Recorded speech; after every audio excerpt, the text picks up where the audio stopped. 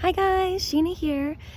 Today I'm talking about creating your own reality, and really what that means is setting goals, sticking to those goals. If those goals are not working for you, resetting goals. And two people come to mind. Anna Forrest comes to mind here because she had us in her yoga workshop writing down our ethics, our personal ethics, like the things that we want to bring to the table in our life, in our experiences. And I always thought that was really cool. And so I started that practice a long time ago, and I maintained that practice. And I really do meet a lot of my ethics and my personal goals. For me, leaving a place better than I found it is one of my personal goals.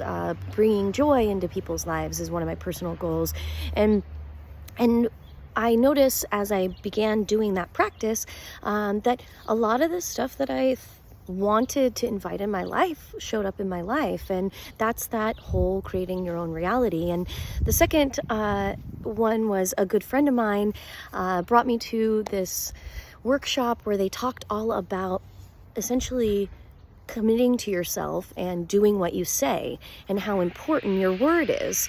And it was a business workshop. It wasn't anything more than that, but just, it is true. You have to be true to your words. And sometimes we make commitments to ourselves and we don't follow through on those commitments. And that actually hurts our confidence. It kind of works the opposite way. So if we've grown accustomed to doing that, if we've grown accustomed to making commitments, like let's say an easy one, a workout commitment. Okay, I want to stay committed to a workout regimen, but let's say you don't stay committed to that, then you're allowing yourself to set yourself up for failure in the future because you're okay with that. And perhaps sometimes we might dream too big and we have to reset those commitments so they work in our life. So that's a part of that practice.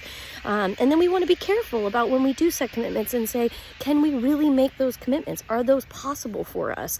Are we willing to hold ourselves responsible to that? Because sometimes when we do set them too big, then we put pressure on ourselves when we can't meet those goals or meet those agendas in our lives. So you've got to be careful with that practice, right? But when you get good at that practice, when you get good at being loyal to yourself, being like honoring your word, doing the things you say you're going to do, you can literally do anything you want. And that is where I think this whole progressive sort of idea about creating your reality has really come in. It's just our awareness. Like we know we have information every day from successful individuals who've put out books and put out workshops and put out so much information in this direction. So that is creating your own reality.